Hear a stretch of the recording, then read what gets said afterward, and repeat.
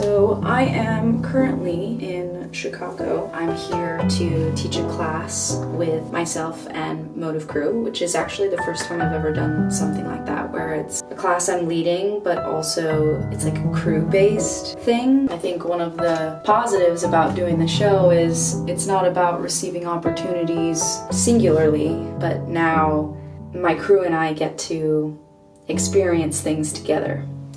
So we're gonna meet up tonight to go over what we're doing.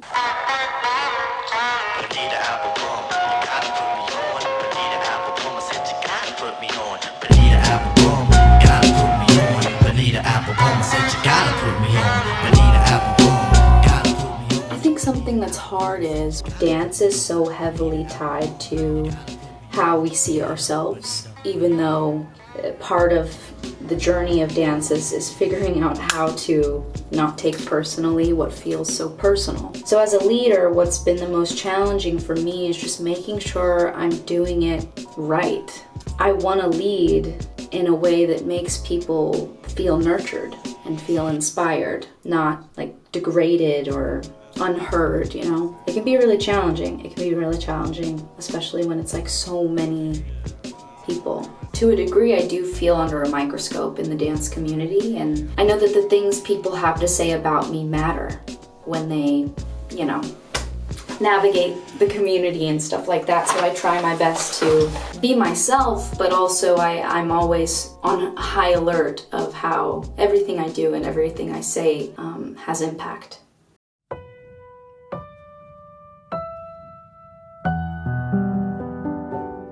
I'm here in Krakow, Poland. I tried to sleep as long as I possibly could on my flight to Europe. I took melatonin gummies and I did my whole nighttime routine in the bathroom and just knocked out. Like, I didn't even wake up for the food or anything. I just tried to take it as if I was having my 8 hours of rest. And it really did work. I feel well rested. I'm gonna shower and just see what tonight has to offer.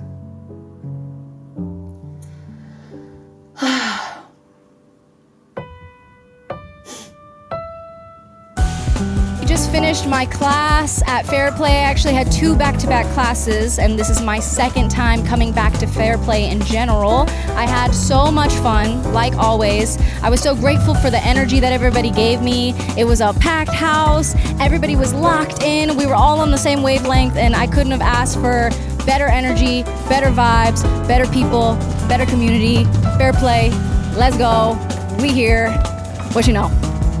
The summertime is really a time for camps, dance camps all over, where people travel from around the world to come take class, and teachers travel from around the world to teach those classes. I feel very grateful that I get to be a part of them, and I feel especially grateful that I get to dance alongside such incredible people, to exchange with them not only within dance but like just within life, to recognize where they are human and where we even like fall short, to see them in the morning and to see the struggle and be a part of the struggle together, or to speak on what we're teaching or what we feel excited or even nervous to do. It's really a moment to see yourself and the people around you, and to also see how far you've made it because you're getting to do it alongside people that you've looked up to your whole life. At least that's my experience. I'm currently in Krefeld, Germany. Today is going to be interesting because I do a panel talk with some incredible dancers. I mean, just pioneers in their own right. After that is battles, which is going to be a call-out battle with all of these incredible dancers as well. A lot of them I'll be doing the panel talk with, but it's an expo battle. So we're just going back and forth, and it's going to be call-out based, which is nerve-wracking because freestyle is something I do, but the battle world is still fairly new to me. A part of me feels a little bit of imposter syndrome, but I will say in the face of it, I do pretty well with imposter syndrome, just because I think I've worked hard.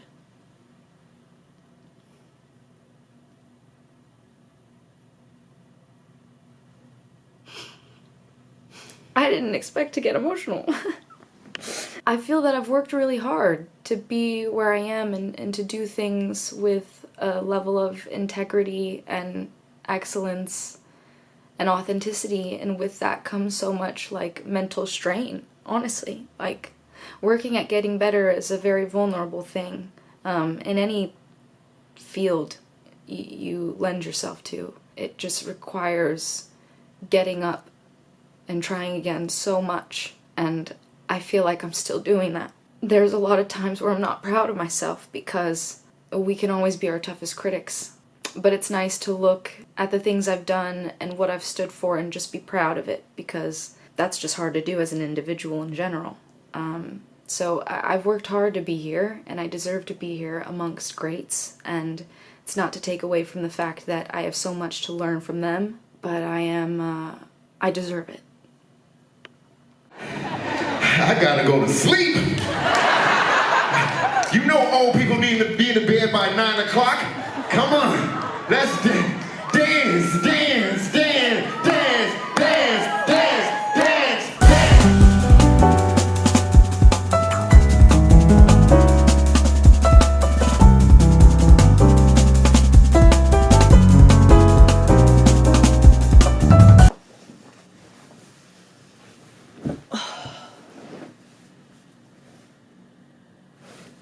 I'm proud of myself.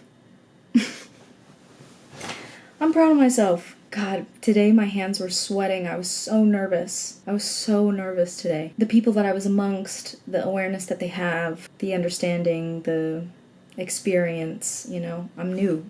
I'm new to this. But I think that one thing that I'll take pride in, and I will loudly do this because I feel like not often do we give ourselves the permission to speak kindly of ourselves. So I'm gonna do that right now. I think that anything that I decide to do, like any realm of art specifically that I decide to participate in, I think I'll be great at it. And that does not mean that I'll be great at it immediately. Not at all. But I think that I have the ability to do something special. And that comes from my understanding of my taste and my ability to connect to myself and to feel, which I think translates and resonates. But it takes a long time for your taste to align with your execution, and I'm still on a journey of trying to align my taste with my execution. And that's where the work comes in. That's where the training happens, and the studying and developing that understanding to know what tools you even need to utilize and apply in order to get there. But I'm very adamant and aware of what I like and what I don't like. And that allows me to refine pretty easily. It doesn't mean that the process is easy, but I think that the end goal becomes a lot clearer. Today I'm proud of myself. You know, even seeing videos of what I did, stuff looked cool. And I kind of aimed for that. There was moments where I looked like I had a little bit of understanding. And I like that. There was play. I like that. Was there more I could have done? 100%. 100%. But we get up and we try again and again and again and again.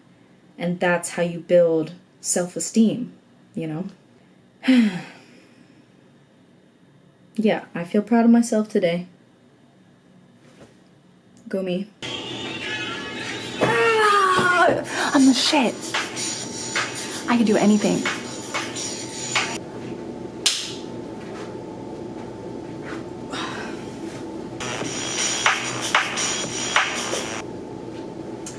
I can do anything. I can do anything. I'm here to speak life into myself. I am a fantastic dancer, a patient one, an understanding one. I possess depth. I possess performance quality and understanding. And I'm gonna do great today. I'm actually going to win. So I'm drinking this Red Bull can, and I guess I'm just trying to like sort through how it feels to think I can go anywhere within the country and find myself. It makes me feel more connected to the world, despite, it being kind of like a capitalistic pursuit as far as, all of this being in efforts to promote an energy drink. But it's bigger than that. It's about being given the platform and being given a voice. And that's really cool.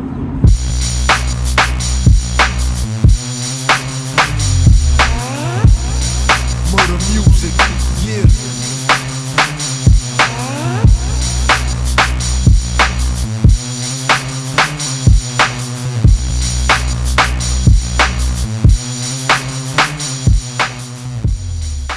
Hi, I'm currently somewhere in the world right now. The details don't matter at the moment. What matters is I was editing this video and I realized I didn't have a proper ender. But I noticed there was an overarching theme in this video. Experiencing being in high places and feeling the very human feelings that come along with it. So I wrote some things down that I feel like encompass how I feel. What I'm learning about thriving in new spaces is just how much you have to believe in yourself. And in order to believe in yourself, you have to believe what you say. There's a beauty that lies within the things I don't know, and there is so much I don't know. But what I do know is, music sounds good, moving my body feels good, and I want others to feel my courage in every step that I take.